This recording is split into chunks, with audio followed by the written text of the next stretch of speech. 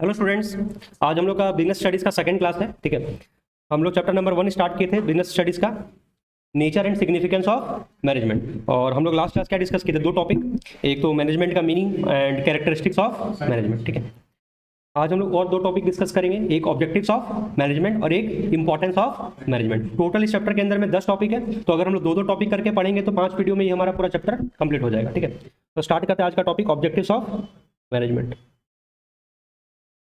Objective का मतलब क्या होता है? ऑब्जेक्टिव का मतलब एक पहले तो नॉर्मल सेंस में बात करो ना, बुक में क्यों चल जाते हो। जैसे तुम लोग ऑब्जेक्टिव क्या है, अभी तुम लोग का ऑब्जेक्टिव क्या है? पढ़ना, बढ़िया मार्क्स से स्कोर करना, ये तुम लोग का ऑब्जेक्टिव है। हम लोग का ऑब्जेक्टिव क्या है? पैसा कमाना। स्कूल का ऑब्जेक्टिव क्या है? हाँ नहीं, यानी हर किसी का अपना कुछ ना कुछ एक ऑब्जेक्टिव होता है। हर किसी का लाइफ में अपना कुछ ना कुछ ऑब्जेक्टिव है। जैसे कि अब मान लीजिए तुम पढ़ रहे हो, जैसे बोलेंगे तुम्हारा एम क्या है, तुम फ्यूचर में क्या बनना चाहते हो, तुम बोलोगे सर मेरा एम है कि हमको सीए बनना है। किसी का एम होगा हमको सर एमबीए करना है। अपना अपना एक ऑब्जेक्टिव है। ठीक है, objective are the end towards which the activities of an organisation are directed. The managerial objective of an organization can be classified into 3 major category। तो मेन आप यहाँ देखो, ऑब्जेक्टिव्स ऑफ मैनेजमेंट के अंदर में 3 ऑब्जेक्टिव है। ठीक है, मीन्स ऑब्जेक्टिव को हम 3 कैटेगरी में बांटे हैं। एक होता है ऑर्गेनाइजेशनल ऑब्जेक्टिव, एक होता है सोशल ऑब्जेक्टिव, एक होता है पर्सनल ऑब्जेक्टिव। देखा जाए तो सबसे मेन ऑब्जेक्टिव तो प्रॉफिट अर्न करना होता है। किसी भी ऑर्गेनाइजेशन का मेन ऑब्जेक्टिव क्या है? प्रॉफिट अर्न करना। बट ठीक है, प्रॉफिट के साथ साथ हमें सोसाइटी का भी ध्यान रखना है। प्रॉफिट तो अर्न करना ही करना है, बट हमारा जो सोशल ऑब्लिगेशन है उसका भी ध्यान रखना है। हमारे कंपनीज में जो इंप्लॉइज काम कर रहे हैं उनका भी ध्यान रखना है। यानी देखा जाए तो एक ऑर्गेनाइजेशन 3 लोगों को ऑब्जेक्टिव को पूरा कर रहा है। एक तो ऑर्गेनाइजेशन का अपना ऑब्जेक्टिव होगा प्रॉफिट कमाना, वो तो पूरा करना ही करना है। ऑर्गेनाइजेशन के अंदर में जो इंप्लॉइज काम कर रहे होंगे उनका जो पर्सनल ऑब्जेक्टिव है उसको पूरा करना होगा। और ऑर्गेनाइजेशन जिस सोसाइटी में काम कर रहा है अपने सोसाइटी के लिए भी कुछ ना कुछ करना होगा। ठीक है, तो 3 ऑब्जेक्टिव लेकर के हमको चलना है, organisational objective, social objective and personal objective. एक एक करके डिस्कस करते हैं। ऑर्गेनाइजेशनल ऑब्जेक्टिव का मतलब क्या होता है?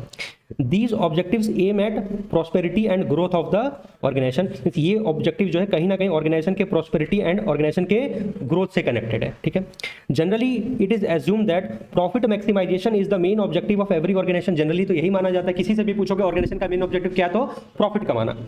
But it is not true.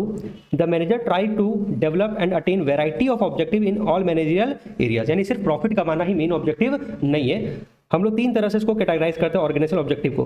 पहला हो गया, इस ऑर्गेनाइजेशनल ऑब्जेक्टिव के अंदर पहला हो गया सर्वाइव करना, दूसरा प्रॉफिट अर्न करना और तीसरा ग्रोथ। ठीक है, अल्टीमेटली तो प्रॉफिट ही सब है, बट स्टार्टिंग में तुम मार्केट में आओगे तो क्या पहले दिन ही प्रॉफिट कमा लोगे? पहले तो मार्केट में हमें जमना होगा। पहले तुमको मार्केट में क्या करना है? सर्वाइव करना है। सर्वाइव अगर हम करके उसके बाद हम क्या सोचेंगे कि हमको प्रॉफिट कमाना है। प्रॉफिट कमाने लगेंगे तो फिर हम चाहेंगे कि धीरे धीरे मेरे बिजनेस का और ग्रोथ हो। तो सर्वाइवल, प्रॉफिट एंड ग्रोथ। ठीक है, सर्वाइवल में क्या लिखा हुआ है? The basic purpose of every organisation is to survive. किसी भी ऑर्गेनाइजेशन का बेसिक पर्पस तो ये है कि वो मार्केट में क्या करे? सर्वाइव। ऐसा थोड़ा है कि आज हम मान लीजिए एक बिजनेस स्टार्ट किए, 10 दिन के बाद मेरा बिजनेस बंद हो जाए। हम तो बिजनेस स्टार्ट किए तो हम तो ये सोचेंगे कि मेरा बिजनेस लंबे समय तक चलते रहे, हम बिजनेस में लंबे समय तक सर्वाइव करें। ठीक है, and exist in the competitive market for a long period of time. यानी हर एक बिजनेस ऑर्गेनाइजेशन का एक ऑब्जेक्टिव होता है कि वो मार्केट में सर्वाइव करे और लॉन्ग पीरियड ऑफ टाइम तक एक कॉम्पिटिटिव मार्केट में सर्वाइव करे। And it is possible only when it is able to cover its cost. और हम मार्केट में तभी सर्वाइव कर पाएंगे जब हम अपने कॉस्ट को रिकवर कर पा रहे हैं। कॉस्ट मतलब जो लागत हम लगाए। सपोज करो एक प्रोडक्ट मार्केट में मान लीजिए हम बना रहे हैं, ठीक है, 10 रुपए का वो प्रोडक्ट बन रहा है मेरा, तो मार्केट में अगर हम उसको 10 रुपए से नीचे में बेच रहे होंगे, मीन्स मेरा रेवेन्यू मेरे कॉस्ट से भी क्या होगा? कम होगा, तो मेरे को नुकसान होगा। तो क्या हम ज्यादा दिन तक सर्वाइव कर पाएंगे? नहीं। तो एक बिजनेस मार्केट में तभी सर्वाइव कर पाएगा जब कम से कम वो अपने कॉस्ट को तो क्या करे? रिकवर कर पाए। ठीक है, अभी मान लीजिए क्या हो रहा है, लॉकडाउन में कई सारे बिजनेस बंद है, तो कई सारे बिजनेस मार्केट में नहीं सर्वाइव कर पा रहे। क्यों? क्योंकि वो अपना बेसिक जो कॉस्ट है वो भी नहीं रिकवर कर पा रहे। मार्केट बंद है लेकिन रेंट तो चालू है, परमानेंट स्टाफ का सैलरी तो चालू है। तो कहने का मतलब जो कॉस्ट लग रहा है एक इंटरप्राइज का, क्या उसको रिकवर कर पा रहा है? नहीं। तो बहुत सारे बिजनेस है जो मार्केट में सर्वाइव भी नहीं कर पा रहे। तो सर्वाइवल के लिए कम से कम ये तो जरूरी है कि तुम अपना कॉस्ट को क्या करो? रिकवर। ठीक है, प्रॉफिट नहीं हो रहा, कॉस्ट टू कॉस्ट माल बिक रहा, 10 रुपए का माल बना, 10 रुपए में बिक गया, नुकसान तो नहीं ना हुआ, घर से तो नहीं लगा। ठीक है, profit the most important objective of every organisation is earning adequate amount of profit. और दूसरा सबसे बड़ा ऑब्जेक्टिव क्या है? प्रॉफिट। एक अच्छा खासा अमाउंट प्रॉफिट का अर्न कर सके। Profit is essential for survival. हाँ, सर्वाइवल के लिए क्या जरूरी है? प्रॉफिट ही। बिजनेस के सर्वाइवल के लिए, बिजनेस के ग्रोथ के लिए और बिजनेस के एक्सपेंशन के लिए, हर चीज के लिए क्या जरूरी है? प्रॉफिट तो जरूरी है ही। Profit is the reward given to businessman for bearing risk. और प्रॉफिट क्या है? बिजनेसमैन जो बिजनेस में रिस्क बियर करता है उसी का उसको क्या मिलता है, रिवार्ड मिलता है। ठीक है, तो हर बिजनेस के लिए प्रॉफिट तो देखा जाए तो सबसे मेन सबसे एसेंशियल ऑब्जेक्टिव क्या है, प्रॉफिट ही। प्रॉफिट होगा तो ही तुम बिजनेस में सर्वाइव कर पाएंगे और हम अपने ग्रोथ का सोच पाएंगे। ठीक है, प्रॉफिट होगा तो ही तुम अपने एम्प्लॉय को सैलरी दे पाएंगे, सिंपल सा बात है। प्रॉफिट होगा तभी सारा ऑब्जेक्टिव पूरा होगा। हम बोलते हैं कि मेरा सोसाइटी के प्रति ऑब्जेक्टिव है, सोशल ऑब्जेक्टिव की समाज के लिए करना है, वो कहां से करोगे, प्रॉफिट कमाओगे तो ही तुम सोशल ऑब्जेक्टिव को पूरा कर पाओगे, प्रॉफिट कमाओगे तो ही तुम अपने एम्प्लॉय के ऑब्जेक्टिव को पूरा कर पाओगे। यानी प्रॉफिट सबसे क्या है, देखा जाए तो मेन है। ठीक है, और उसके बाद क्या है, ग्रोथ। बिजनेस में हम सर्वाइव भी कर गए, अच्छा खासा प्रॉफिट भी कमा रहे हैं, तो अब हम क्या चाहेंगे, अपने बिजनेस को और एक्सपेंड करना है। जैसे मान लीजिए हम कोचिंग पढ़ा रहे हैं, तो एक ब्रांच मेरा चास में है, एक ब्रांच कहाँ पर है, सेक्टर 4 में।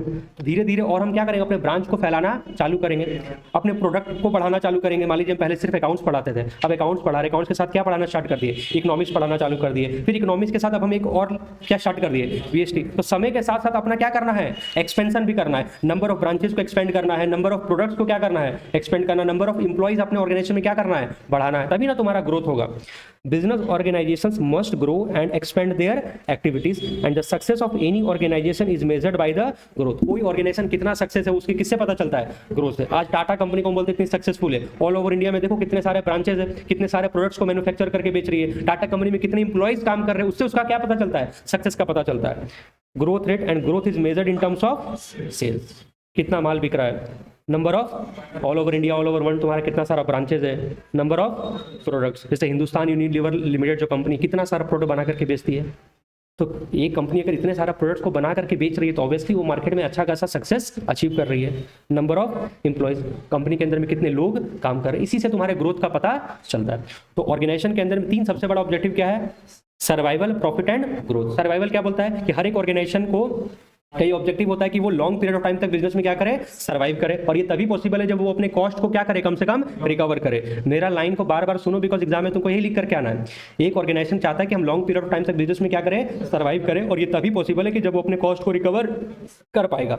उसके बाद दूसरा ऑब्जेक्टिव क्या है, प्रॉफिट। हर बिजनेस को एक एडिक्वेट अमाउंट ऑफ प्रॉफिट चाहिए, बिकॉज प्रॉफिट ही है जिससे तुम सर्वाइव कर पाओगे। प्रॉफिट होगा तो तुम सर्वाइव कर पाओगे, प्रॉफिट होगा तो ग्रोथ होगा। मींस ये सर्वाइवल और ग्रोथ अल्टीमेटली किससे कनेक्टेड है, प्रॉफिट है। सब कुछ तो प्रॉफिट के इर्द गिर्द घूम रहा है। और क्या है, ग्रोथ। प्रॉफिट भी कमा रहे हो, अब धीरे धीरे तुम अपने बिजनेस को क्या करोगे, एक्सपेंड करोगे, और ब्रांचेस फैलाओगे, और कंपनी के अंदर में एम्प्लॉयज को हायर करोगे, और प्रोडक्ट को मार्केट में लॉन्च करोगे। ठीक है, ये हो गया। इसके बाद है सोशल ऑब्जेक्टिव। ठीक है, सोशल ऑब्जेक्टिव में क्या क्या आता है, social objective of the organisation deal with the commitment of the organisation towards society. हमारा सोसाइटी के प्रति क्या ऑब्जेक्टिव है, हमारा क्या सोशल ऑब्लिगेशन है। Business organisation are the part of society, हम सोसाइटी के ही पार्ट है, सोसाइटी का रिसोर्स यूज कर रहे हैं तो सोसाइटी के लिए कुछ तो करना होगा। They earn by using the resource of the society, so they must do something for society. Society का रिसोर्स यूज करें तो कम से कम सोसाइटी के लिए कुछ ना कुछ तो करना चाहिए। अभी देखो इस कोरोना में क्या हुआ, रतन टाटा इतना अमाउंट डोनेट किए, पीएम केयर फंड के अंदर में डोनेट किए, क्यों कर रहे हैं, क्या कोई कंपलसरी था कि उसको देना ही पड़ेगा बिजनेस? नहीं, कई सारे लोग, कई सारे इंटरप्रीनियर आगे आ करके सपोर्ट कर रहे हैं। मुकेश अंबानी हो गया तो टाटा हो गए, जितने लोग हैं, हर लोग अपने अपने कैपेसिटी के हिसाब से कुछ ना कुछ पीएम केयर फंड में डोनेट कर रहा है। ठीक है, एक दूसरे को हेल्प कर रहा है। तो हर बिजनेस का सोसाइटी के प्रति एक ऑब्जेक्टिव होता है, उसको लेकर के चलना है। अच्छा, एग्जाम में पूछ सकता है कि 2-4 सोशल ऑब्जेक्टिव बताओ कि तुम्हारा सोशल ऑब्जेक्टिव क्या है, तो एग्जाम में लिख करके आना the major social objective of organisation are. अब यहाँ पर बहुत सारा पॉइंट है, इसमें सब नहीं रटना है, 3-4 पॉइंट याद कर लो। जैसे पहला ऑब्जेक्टिव क्या है, supply of quality product at a reasonable price. Customer को लूटना नहीं है, एक तो अच्छा सामान बना करके देना है, और उसका रेट भी क्या करना है, कम, ताकि एक गरीब से गरीब लोग भी उसको क्या कर सके, अफोर्ड कर सके। रीजनेबल प्राइस पर क्वालिटी प्रोडक्ट सप्लाई करना है। Contribution towards desirable civic activities, ये टफ लगे, इसको छोड़ दो, पहला पॉइंट याद कर लो। Supply of quality products at reasonable price, generation of economic wealth, generation of employment opportunity, ये याद कर लेना, एम्प्लॉयमेंट अपॉर्चुनिटीज जनरेट करना, फाइनेंशियल सपोर्ट प्रोवाइड करना कम्युनिटी को, जैसे बहुत सारे लोग पीएम केयर फंड में पैसा डोनेट किए। Organising educational, health and vocational training programmes organise करना, पार्टिसिपेट करना सोशल सर्विस में, projects of government and NGOs में, यूजिंग, हाँ ये पॉइंट याद कर लेना, using environment friendly methods of production, मतलब कि जो तुम टेक्निक ऑफ प्रोडक्शन यूज कर रहे हो वो ऐसा होना चाहिए जो पॉल्यूशन क्रिएट नहीं करे, जिससे सोसाइटी को हार्म नहीं हो। Providing employment opportunity to weaker section of the society. तो 3 इसमें मेन पॉइंट है, एम्प्लॉयमेंट अपॉर्चुनिटी जनरेट करना है, एनवायरमेंट फ्रेंडली टेक्निक्स को यूज करना है, और गुड क्वालिटी प्रोडक्ट सप्लाई करना है एट रीजनेबल प्राइस। ये 3 मेन पॉइंट है। अच्छा क्वालिटी प्रोडक्ट सप्लाई करना है मार्केट में, वो भी रीजनेबल प्राइस पर, एम्प्लॉयमेंट अपॉर्चुनिटीज भी जनरेट करना है, और इको फ्रेंडली मेथड यूज़ करना है प्रोफेशन के लिए। इसके अलावा और बहुत सारा फाइनेंशियल हेल्प प्रोवाइड करना है कम्युनिटी को, सोशल एक्टिविटीज़ में भी टाइम टू टाइम क्या करना है, पार्टिसिपेट करते रहना है, एजुकेशनल प्रोग्राम्स ऑर्गेनाइज करवाना है, ठीक है, जो वीकर सेक्शन है सोसाइटी को उनको फाइनेंशियल सपोर्ट करना है, ठीक है। इसके बाद आता है पर्सनल ऑब्जेक्टिव या you can say human objective या इंडिविजुअल ऑब्जेक्टिव। तुम्हारे ऑर्गेनाइजेशन के अंदर में जितने इंप्लॉयज लोग काम करते हैं, जितने इंप्लॉयज लोग जो नौकरी कर रहे हैं, उनका भी अपना एक ऑब्जेक्टिव होगा। अगर हम किसी कंपनी के अंदर में जॉब कर रहे हैं तो हमारा, मेरे माइंड में भी एक ऑब्जेक्टिव होगा। क्या ऑब्जेक्टिव हो सकता है? अच्छा खासा सैलरी मिले, जॉब में प्रमोशन हो, ठीक है, मेरा पर्सनल ग्रोथ हो। मीन्स हर इंडिविजुअल का अपना कुछ ना कुछ ऑब्जेक्टिव होगा, ठीक है। Individual objective are related to the employees, ये ध्यान रखना। इंडिविजुअल ऑब्जेक्टिव मतलब किसका बात हो रहा है? एम्प्लॉयज का। As employees are most important resource of every company. हाँ, बिना एम्प्लॉय के तो पत्ता भी नहीं हिलने वाला है कंपनी के अंदर में, ठीक है। मशीन से काम होता है लेकिन मशीन को चालू कौन करता है? एम्प्लॉय। यानी biggest asset of the organisation क्या है? Human beings. Human resources are the biggest asset of the organisation. हाँ, अकाउंट्स के अंदर में हम उनको बैलेंस शीट में नहीं दिखाते, एम्प्लॉयज को बैलेंस शीट में नहीं दिखाते, because they can not be measured in terms of money, ठीक है। तो इसलिए हम उसको बैलेंस शीट में नहीं दिखाते, but still employees are the biggest asset of the organisation. तो उनका भी ध्यान रखना है। अगर हमारे एम्प्लॉयज ही डिमोटिवेट हो जाएंगे तो काम कैसे होगा? And satisfied, as employees are most important resource of every company and satisfied and motivated employees contribute maximum for the organization। अगर तुम्हारे employees satisfied है, अगर तुम्हारे employees motivated है तो अपना जान लगा देगा कंपनी के लिए, है ना। यानी एम्प्लॉय को खुश करके रखना। एम्प्लॉय खुश होगा तो ही तुम्हारा ऑर्गेनाइजेशन अपना ऑब्जेक्टिव को अचीव कर पाएगा। The main individual objectives of management are, कुछ एग्जांपल याद कर सकते हो कि इंडिविजुअल का क्या क्या ऑब्जेक्टिव है। क्या मिले? कंपिटिटिव सैलरी मिले, ताकि हम अपने जो फाइनेंशियल नीड्स है उसको पूरा कर सके। अब हम मान लीजिए कहीं कंपनी में काम कर रहे हैं, कंपनी हमको मात्र 5,000 रुपये महीना पे करेगी, तो 5,000 रुपये में क्या मेरा घर का खर्चा चलेगा? ना तो घर का रेंट पे कर पाएंगे, ना तो बिजली बिल जमा होगा, ना तो बच्चों का एजुकेशन पूरा हो पाएगा। तो अपना जो बेसिक नीड है कम से कम उसको पूरा करने लायक उतना तो सैलरी मिलना चाहिए। उसके बाद ऐसा थोड़े कि मान लीजिए आज हमको 5,000 रुपये में, मान लीजिए किसी मजदूर को 5,000 रुपये मंथ में नौकरी मिला तो उसको जिंदगी भर फिर 5,000 रुपये ही मिलेगा? नहीं, धीरे धीरे वो कंपनी में मेहनत करेगा, मेहनत से काम करेगा तो उसका धीरे धीरे क्या होना चाहिए? प्रमोशन भी होना चाहिए। प्रमोशन, उसको ट्रेनिंग प्रोवाइड किया जाना चाहिए, उसका पर्सनल ग्रोथ, उसका डेवलपमेंट, ये सब कुछ of employees to fulfil esteem and other high level needs of employees, ठीक है।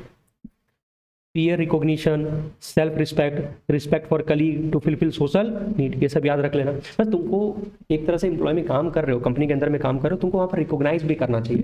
तुम्हारा एक पहचान भी बनना चाहिए कि हाँ तुम काम कर रहे हो, तुमको वहाँ पर सब लोग जान रहे हैं, पहचान रहे हैं तुमको। मतलब अगर तुम कुछ बढ़िया काम करते हो तो सिंपल सा बात है तुम्हारा वाहवाही होना चाहिए, ठीक है। जैसे हम लोग स्कूल में क्या करते हैं, अगर हम लोग स्कूल में अच्छा मार्क्स लाते हैं तो हम लोग को क्या किया जाता है? रिकॉग्नाइज किया जाता है, हम लोग को प्राइज दिया जाता है, कुछ सर्टिफिकेट बांटा जाता है, मेडल दिया जाता है। मतलब वहाँ पर हमारा एक पहचान बनता है। जैसे बच्चा को लगेगा ना कि हाँ हम टॉप किए, मेरा नाम हुआ, एक रिकॉग्निशन। सबको अपना, किसको अपना पहचान नहीं चाहिए? नेम फेम तो सबको ही चाहिए, ठीक है। Good and healthy working condition for safety of employees. हाँ, जहाँ पर हम काम कर रहे हैं वहाँ का एनवायरनमेंट सेफ होना चाहिए, ठीक है। तो अच्छा खासा सैलरी मिलना चाहिए, प्रमोशन होना चाहिए, सेल्फ रिस्पेक्ट होना चाहिए और अच्छा हेल्दी वर्किंग कंडीशन होना चाहिए ताकि एम्प्लॉय को किसी तरह का कोई चोट वगैरह ना लगे। वर्कर में lose interest in work if their objectives are neglected. अगर तुम वर्कर के ऑब्जेक्टिव को ध्यान में नहीं रखोगे, कंपनी खाली अपना प्रॉफिट कमाने का चक्कर में रहेगी, मतलब वर्कर जाए भाड़ में, है ना। मतलब तुम उसको हैजार्डस कंडीशन में भेज दियो जहाँ पर कुछ भी हो सकता है, वर्कर के साथ कोई हादसा हो सकता है, कुछ भी नुकसान हो सकता है, वर्कर का सेफ्टी का कोई ध्यान ही नहीं है, तब ऐसा नहीं चलेगा ना। Management must try to integrate the personal objective with the organisational objective. दोनों को साथ में लेकर के चलना है तुमको। ऑर्गेनाइजेशन ऑब्जेक्टिव का भी ध्यान रखना और इंडिविजुअल ऑब्जेक्टिव का भी ध्यान रखना है, ठीक है। ऑब्जेक्टिव ऑफ मैनेजमेंट को ही किया गया, चार्ट में बना दिया गया। पहला है ऑर्गेनाइजेशनल ऑब्जेक्टिव, दूसरा है सोशल ऑब्जेक्टिव, तीसरा है पर्सनल ऑब्जेक्टिव। तुमको इसको भी याद करना है। ऐसे इस सब के लिए टेक्निक का जरूरत नहीं। तुम बोलोगे सर इसका भी कोई टेक्निक है तो तुम ऐसे याद कर लो। स्टॉप, ऐसे कौन सा ऑब्जेक्टिव बन गया? Social objective. टी यहाँ पर साइलेंट है, टी यहाँ पर साइलेंट है। ओ से कौन सा ऑब्जेक्टिव बन गया? Organisational objective. और पी से क्या बन गया? Personal objective. इसके लिए जरूरत नहीं था बट स्टिल तुमको चाहिए तो क्या बन गया? स्टॉप। ऑर्गेनाइजेशनल ऑब्जेक्टिव में सर्वाइव कब करोगे? जब अपने कॉस्ट को रिकवर, मेन पॉइंट पता होना चाहिए। बाकी तो कहानी बना के एग्जाम में लिखना है, बेस्ट में मेन पॉइंट अपने कॉस्ट को रिकवर करना है, तभी हम लंबे समय तक सर्वाइव कर पाएंगे। एडिक्वेट अमाउंट ऑफ प्रॉफिट होना चाहिए, बिकॉज प्रॉफिट होगा तो ही सर्वाइव करोगे, तो ही तुम्हारा ग्रोथ हो पाएगा। ग्रोथ जरूरी है। ग्रोथ किससे पता चलता है? नंबर ऑफ ब्रांचेस है, नंबर ऑफ प्रोडक्ट है, अमाउंट ऑफ सेल्स है।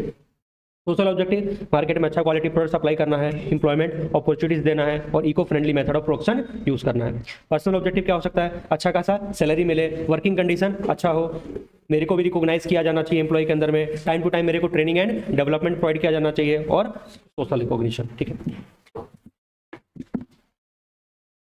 अब आओ एमसीक्यू एंड केस स्टडी पर। अब देखना लाइन बाय लाइन रीड करने का फायदा क्या हुआ।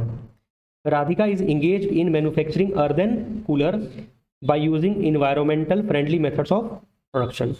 Which management objective is discussed? Social objective, personal objective, organizational objective, none of the above. कौन सा?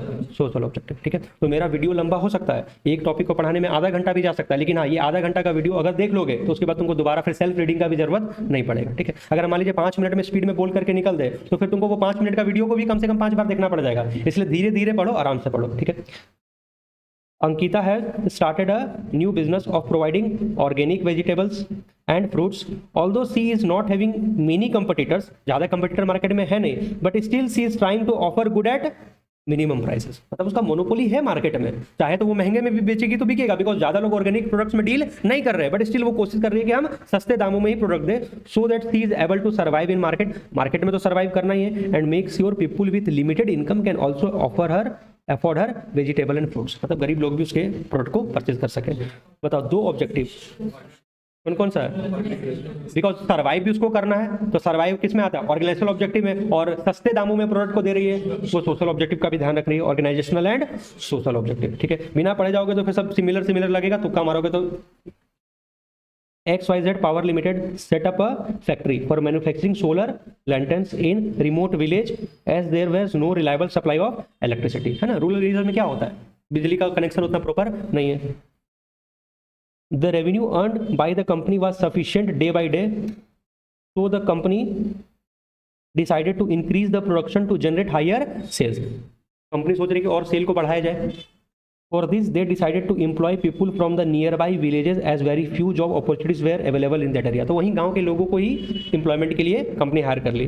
The company also decided to provide training to their employees for updating their knowledge, और उनको training भी प्रोवाइड कर रही है। ठीक है, तभी ना काम कर पाएंगे वो लोग। तो identify the objective of management discussed above by quoting lines. तुमको कौन कौन सा ऑब्जेक्टिव होगा, तीनों ऑब्जेक्टिव है, कैसे कैसे?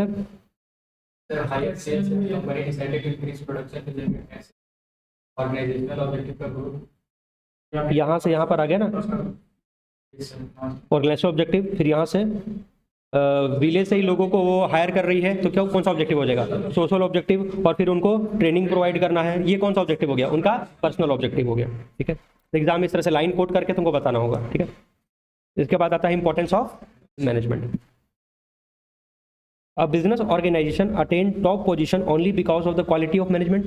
एक ऑर्गेनाइजेशन टॉप पर पहुंचता तो उसके पीछे किसका हाथ है, मैनेजमेंट के। जितना अच्छा मैनेजमेंट होगा ऑर्गेनाइजेशन उतना सक्सेसफुल होगा। Successful organization do not achieve their goal by chance but by following a deliberate process called management। ये सब लाइन तो पहले भी पढ़ चुके हैं, है ना। कोई भी ऑर्गेनाइजेशन सक्सेसफुल अपने चांस से नहीं होता है, उसको प्रॉपर तरीके से मैनेजमेंट करके सक्सेसफुल बनना पड़ता है। On the other hand lack of proper management result in wastage of time, money and effort. अगर तुम्हारा मैनेजमेंट अच्छा नहीं रहेगा तो तुम्हारा टाइम भी बर्बाद होगा, पैसा भी बर्बाद होगा, रिसोर्स भी बर्बाद होगा। Most of business will fail due to poor, कई सारे बिजनेस है जो फेल हो गए, इसका रीजन क्या है, उसका poor management. Management is life-giving element in every business. Without it, the resources of production remain resource and shall never become production. In the absence of management, no organization can run successfully. The major importance of management। ठीक है, तो ये starting का एक paragraph रहता है, तुम exam में चाहो तो डायरेक्टली यहाँ से स्टार्ट करोगे, इंपॉर्टेंस ऑफ मैनेजमेंट। ठीक है, एक बार पहले रीड कर लेते हैं थोरोली कौन कौन सा पॉइंट है। Management helps in achieving group goals, management increases efficiency, management creates a dynamic organization, management helps in achieving personal objective, management helps in the development of society। और एक पॉइंट और है, नहीं कितना पॉइंट हो गया, 5 पॉइंट हो गया ना। सबसे पहला ऑब्जेक्टिव क्या है, मैनेजमेंट ग्रुप गोल को अचीव करने में हेल्प करता है। ठीक है, management tries to integrate the objective of individual along with the organisational goal. Means organisational objective और इंडिविजुअल ऑब्जेक्टिव दोनों को इंटीग्रेट करके चलना है। ऐसा नहीं कि ऑर्गेनाइजेशन सिर्फ अपने ऑब्जेक्टिव को पूरा करेगी, ऑर्गेनाइजेशन के ऑब्जेक्टिव को भी पूरा करना है और इंडिविजुअल के ऑब्जेक्टिव्स को, मतलब जो इंप्लॉइज काम करें उनके भी ऑब्जेक्टिव को लेकर के चलना है। बिकॉज इंप्लॉइज मोटिवेटेड होंगे, उनका ऑब्जेक्टिव पूरा होगा, तभी तो वो अपना पूरा एफिशिएंटली काम करेंगे कंपनी के लिए। सिंपल सा बात है, अगर इंप्लॉइज मोटिवेटेड रहेंगे, वो अच्छा से काम करेंगे, तभी तो ऑर्गेनाइजेशन प्रॉफिट अर्न करेगी। Management direct the effort of all the individuals in the common direction of achieving organisation goal. ठीक है, तो मैनेजमेंट का मेन मकसद क्या होता है? अपने ऑर्गेनाइजेशन के गोल को अचीव करना। हम लोग कैरेक्टरिस्टिक्स में एक पॉइंट पढ़े थे, management is a goal oriented process. तो वही तो बात है, मैनेजमेंट हमारे ऑर्गेनाइजेशन के ऑब्जेक्टिव को अचीव करने में क्या करता है? हेल्प करता है। ये सारे इंडिविजुअल जो कंपनी के अंदर में काम कर रहे हैं उनके सारे एफर्ट को एक कॉमन डायरेक्शन प्रोवाइड करता है, बिकॉज अल्टीमेटली तो हमें अपने ऑर्गेनाइजेशन के ऑब्जेक्टिव को ही अचीव करना है, यानी सबका एफर्ट किधर जाना चाहिए? एक डायरेक्शन में जाना चाहिए। मैनेजमेंट क्या करता है? एफिशिएंसी को बढ़ाता है, बिकॉज मैनेजमेंट तो यही चाहेगा ना कि अपने रिसोर्सेज का क्या करे? Optimum utilisation of resource. इस पॉइंट का सिंपल करेक्ट वही है, एफिशिएंसी कैसे बढ़ेगा? ऑप्टिमम यूटिलाइजेशन ऑफ रिसोर्सेज है, कम इनपुट से ज्यादा आउटपुट प्रोड्यूस करना। Management try to reduce the cost and improve productivity with minimum wastage of resource. Management increases efficiency, management try to reduce the cost and improve productivity with minimum wastage of resource. अच्छा, resource के अंदर में क्या क्या आता है? तुम 4M याद कर लो ना, 4M, man, material, machine and money. सारी चीज तो है, man, material, money and machine. उनका प्रॉपर क्या करना है? यूटिलाइजेशन करना है, minimum wastage of resource. Management insist on efficiency and effectiveness. ये पढ़े थे, एफिशिएंसी एंड इफेक्टिवनेस क्या था? एफिशिएंसी का मतलब क्या था? काम कंप्लीट होना चाहिए कम से कम कॉस्ट में, मिनिमम वेस्टेज होना चाहिए। और इफेक्टिवनेस का तो मतलब सिर्फ टाइम पर काम कंप्लीट होना चाहिए। Management insist on efficiency and effectiveness in the work through planning, organising, staffing, directing and controlling. यानी मैनेजमेंट क्या करता है? Organisation proper planning, staffing, directing, controlling करके ऑर्गेनाइजेशन के रिसोर्सेज का इफेक्टिवली और एफिशिएंटली इस्तेमाल करता है, ताकि वो ऑर्गेनाइजेशन का ऑब्जेक्टिव को भी पूरा कर सके और एफिशिएंसी को इंक्रीज कर सके। हमारा एफिशिएंसी कब बढ़ रहा है? जब हम अपने रिसोर्सेज का प्रॉपर यूटिलाइजेशन करेंगे। कोई जरूरी नहीं कि तुमको बुक का लाइन बाय लाइन लिखना है, तुमको एक मोटा मोटे पॉइंट समझ में आ गया, बस इसको याद रखो, माइंड में रिवाइज करते रहो अपने से, और एग्जाम में ओन वर्ड में जाकर के लिख देना। ठीक है, इसलिए हम हर पॉइंट पे थोड़ा डिस्कशन कर रहे हैं ताकि वो चीज तुमको माइंड में बैठ जाए। हिंदी में तुमको अगर समझ में आएगा तब जाकर के तुम उसको इंग्लिश में कन्वर्ट करके लिख लेना, बुक को रटने का जरूरत नहीं है। तुमको इसमें वही पॉइंट तो डालना है कि रिसोर्सेज का प्रॉपर यूटिलाइजेशन करना है। मैनेजमेंट क्या करता है? एक डायनामिक ऑर्गेनाइजेशन क्रिएट करता है। ठीक है, तो हम लोग का पॉइंट नंबर 3 क्या है? Management creates a dynamic organisation. Organisations have to survive in dynamic environment. Dynamic environment जो लगातार चेंज होता रहता है, तो managers keep making changes in the organisation to match the environmental changes. Market में कोई भी चेंज आता है, इन्वायरमेंट में कोई भी चेंज आता है, नया टेक्नोलॉजी आता है, तो हमको भी उस नए टेक्नोलॉजी को अडॉप्ट करना पड़ेगा। The employee in the organisation are generally resistant to change. Change होना नहीं चाहते क्योंकि आलसी हो जाते हैं काम कर। मान लीजिए टेक्नोलॉजी सीखे, उसी पर काम चल रहा है। मान लीजिए हम कंप्यूटर में मान लीजिए काम कर रहे हैं, जैसे बड़े बड़े कंपनी में लोग काम करते हैं। अब मान लीजिए वो सपोज करो टैली में काम कर रहे हैं, मान लीजिए अकाउंट का काम किस पर होता है? टैली में होता है। अब वो टैली सीख लिए, टैली पर काम करे 3 साल, 4 साल, 5 साल। अब अचानक से मार्केट में मान लीजिए एक दूसरा सॉफ्टवेयर आ गया, SAP आ गया। ठीक है, दूसरा सॉफ्टवेयर। अब बोलेंगे, कंपनी बोलेगी अपने एम्प्लॉइज को कि जाओ भैया तुम लोग को तो SAP पर काम करना पड़ेगा। ठीक है, टैली नहीं चलेगा। तो बोलेंगे भैया हम लोग तो 5 साल से किस पर काम कर रहे हैं? टैली पर। अपने को तो SAP आता ही नहीं है, तो कैसे करेंगे? तो भैया तुमको बिजनेस में सर्वाइव करना है, नया टेक्नोलॉजी तुमको या तो सीखो, नहीं तो फिर कंपनी छोड़ करके जाओ। बट हाँ, ऐसे इतना खराब तरीके से नहीं बोलना है, एम्प्लॉइज को मोटिवेट करने का कोशिश करना है कि भैया तुमको अपनी टेक्नोलॉजी को क्या करना होगा? चेंज करना होगा। 1 हफ्ते का टाइम दे रहे हैं, क्या करो? ठीक कर क्या? अब जैसे सिलेबस में चेंजेस आता है, जैसे अभी मैथ्स में क्या हुआ? पहले अप्लाइड मैथ्स नहीं था, क्या था? कोर मैथ्स चलता था, दोनों बच्चे को पढ़ना पड़ता था, कॉमर्स वाले को भी और साइंस वाले को भी। तो टीचर का भी काम आसान था, वो एडमिशन लेते थे, चाहे उसमें कॉमर्स का बच्चा हो चाहे साइंस का बच्चा हो, एक ही मैथ्स पढ़ाना है। लेकिन अभी क्या हो गया? अप्लाइड मैथ्स अलग आ गया। मार्केट में बहुत कम लिमिटेड टीचर है जो अप्लाइड मैथ्स पढ़ा रहे हैं।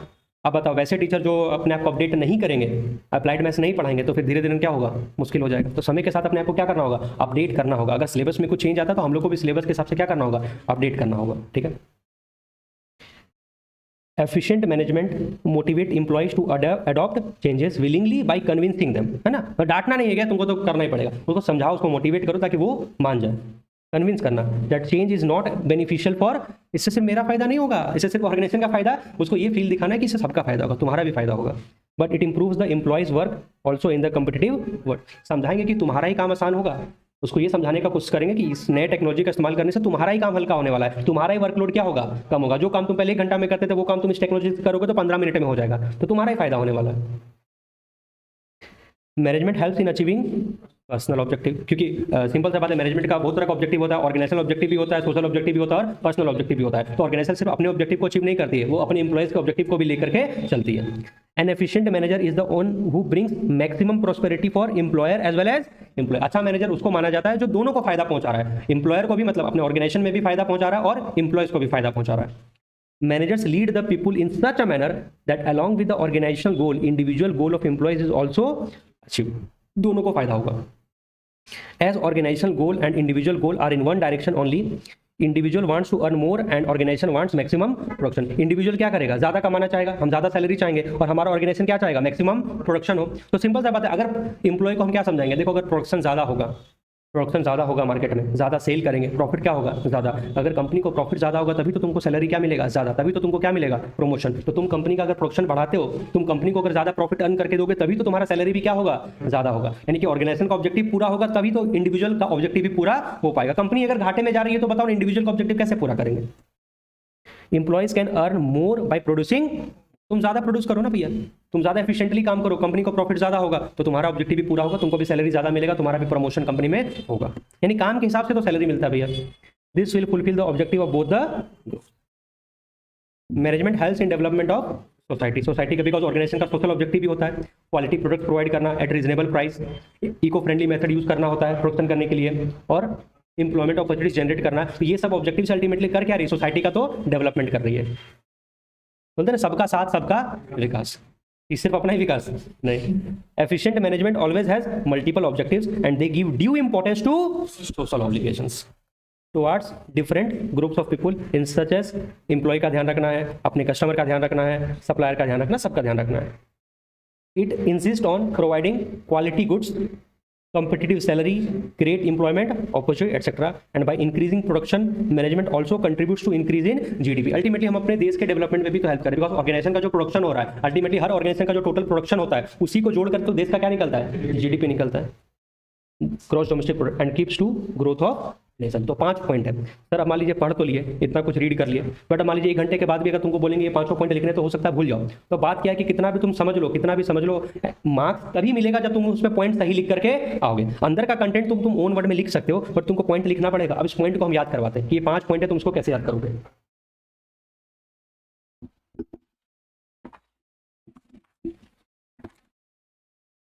इसके लिए एक ट्रिक याद रखना, जैसे एक मूवी था ना सुल्तान मूवी, सलमान खान का, उसमें गाना था बेबी को बेस पसंद है।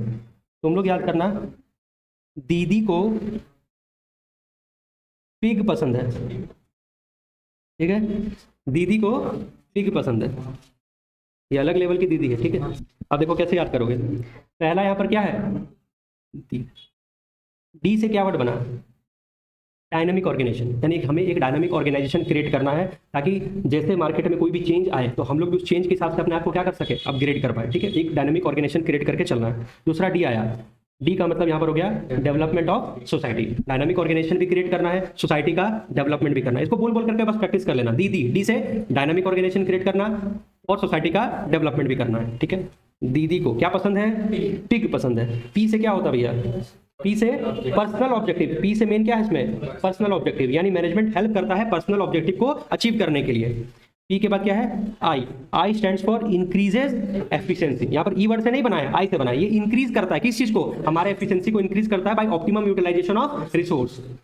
जी ग्रुप गोल को अचीव करने में हेल्प करता है। चलो मेरे साथ बोलो, दीदी को पिग पसंद है, डी डायनेमिक ऑर्गेनाइजेशन क्रिएट करना, D development of society, P personal objective को अचीव करने में हेल्प करता है, I increases efficiency, and G group goal को अचीव करने में हेल्प करता है। 1-2 बार बुक से रीड करो जो भी तुम्हारे पास बुक है, और फिर उसको ओन वर्ड में बना करके लिखना, ठीक है। अभी तक पिछले वीडियो और अभी वीडियो में जितना पढ़ा है एक बार उसको समराइज कर लो। तो हम लोग स्टार्ट किए थे फर्स्ट वीडियो में मैनेजमेंट के बारे में डिस्कस किए थे। मैनेजमेंट का मतलब क्या होता है, management is the process of getting things done with the aim of achieving goal effectively and efficiently. और इसके अंदर में 3 पॉइंट को हाईलाइट किया गया था, प्रोसेस, एफिशिएंट और इफेक्टिवनेस। प्रोसेस क्या मतलब होता है, जब हम सीरीज ऑफ स्टेप्स को फॉलो करते हैं। जैसे मैनेजमेंट के अंदर में पहले प्लानिंग करना होता है, फिर ऑर्गेनाइजिंग करना होता है, फिर स्टाफिंग, फिर डायरेक्टिंग और कंट्रोलिंग। एफिशिएंट का मतलब क्या होता है, काम को कंप्लीट भी करना है और कम कॉस्ट में, मिनिमम कॉस्ट में। और सिर्फ इफेक्टिव का मतलब क्या होता है, काम कंप्लीट हो जाना चाहिए टाइम पे, ठीक है। ये पढ़े। फिर इसके बाद पढ़े थे कैरेक्टरिस्टिक्स ऑफ मैनेजमेंट। इसके लिए भी एक ट्रिक था हमारे पास। क्या ट्रिक था, इंडिया में जीडीपी कौन कैलकुलेट करता है, सेंट्रल गवर्नमेंट। इंडिया का आई,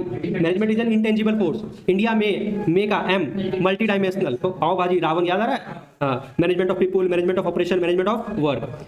इंडिया में जीडीपी कौन, जीडीपी, जी से गोल ओरिएंटेड प्रोसेस था, डी से डायनामिक, जीडीपी परवेसिव, कौन कैलकुलेट करता है? Central government. CG, C से कंटिन्यूअस प्रोसेस है एंड G से ग्रुप एक्टिविटी। इस तरह से याद करो। और आज हम लोग क्या पढ़े? हम लोग पढ़े objectives of management. Stop. S social objective, T नहीं है। O ऑर्गेनाइजेशनल ऑब्जेक्टिव, P से पर्सनल ऑब्जेक्टिव। अच्छा, ऑर्गेनाइजेशनल ऑब्जेक्टिव के अंदर में क्या क्या आता है? Profit, survival and growth. इसको भी याद करने का ट्रिक है। जीपीएस सिस्टम बोलते हैं। जीपीएस सुने होंगे। जीपीएस, G से ग्रोथ, P से प्रॉफिट, S से सर्वाइवल। हर चीज कनेक्टेड है अपने आप में। ऑर्गेनाइजेशनल ऑब्जेक्टिव जीपीएस, G से ग्रोथ, P से प्रॉफिट, S से सर्वाइवल। लेकिन ऐसे रटने से दिक्कत, रटना तो जरूरी है बट हाँ हम लोग अच्छे से समझेंगे ताकि जो एमसीक्यूज आता है या जो वैल्यू बेस्ड क्वेश्चंस आता है उसको तुम प्रैक्टिस कर सको। ठीक है, ये हो गया। सोशल ऑब्जेक्टिव में 3 पॉइंट हम याद करने बोले थे। Quality products at reasonable price, employment opportunities and eco friendly methods of production use करना जिससे सोसाइटी को हार्म नहीं पहुंचे। ठीक है, उसके बाद पर्सनल ऑब्जेक्टिव, एम्प्लॉय को कंपटीटिव सैलरी मिलना चाहिए, उसका प्रमोशन होना चाहिए, उसका पीयर रिकॉग्निशन होना चाहिए, ये हो गया। ट्रेनिंग एंड डेवलपमेंट होना चाहिए, ये पॉइंट हो गया। फिर अभी हम लोग पढ़े लास्ट इंपॉर्टेंस ऑफ मैनेजमेंट। दीदी को बेस्ट पसंद है, नहीं दीदी को पिक पसंद है, दीदी को पिक पसंद है तो भैया पिक ला के देंगे उसको। दीदी, डी से डायनामिक ऑर्गेनाइजेशन क्रिएट करना, दूसरे डी से सोसाइटी का डेवलपमेंट करना, उसको पिक पसंद है ना। पी से पर्सनल ऑब्जेक्टिव अचीव करना, आई से इंक्रीज करना, एफिशिएंसी को इंक्रीज करना, जी से ग्रुप गोल को अचीव करना। तो इस तरीके से हर वीडियो में हम लोग जितना क्वेश्चन होते जाएगा उसके साथ पुराने क्वेश्चन को एक बार क्या करेंगे, रिवाइज करना जरूरी है। और एक समय ऐसा आएगा जब पूरे बीएसटी को एक दिन के अंदर में सुनाएंगे। हाँ देखो, अगर हम स्टार्ट में ही ये वाला बात बोल दें तो फिर मजा नहीं आएगा। तुम पूरा वीडियो को कंप्लीट करो, आधा घंटा जो लग रहा है उसको समझो, बिकॉज जितनी देर तक तुम मेरे को सुनोगे उतना जाकर के तुम्हारे माइंड में कुछ को रिटेन होगा। अगर हम स्टार्टिंग में ये बात स्पीड में बोल करके निकल जाए तो फिर एग्जाम में क्वेश्चन नहीं अटेम्प्ट कर पाओगे। ठीक है, तो ट्रिक हमेशा लास्ट में अप्लाई करना है। ठीक है, और वीडियो को पसंद आ रहा है तो वीडियो को लाइक जरूर करें और वीडियो में अपना कमेंट दें। ठीक है, अच्छा कमेंट लिखना चाहिए।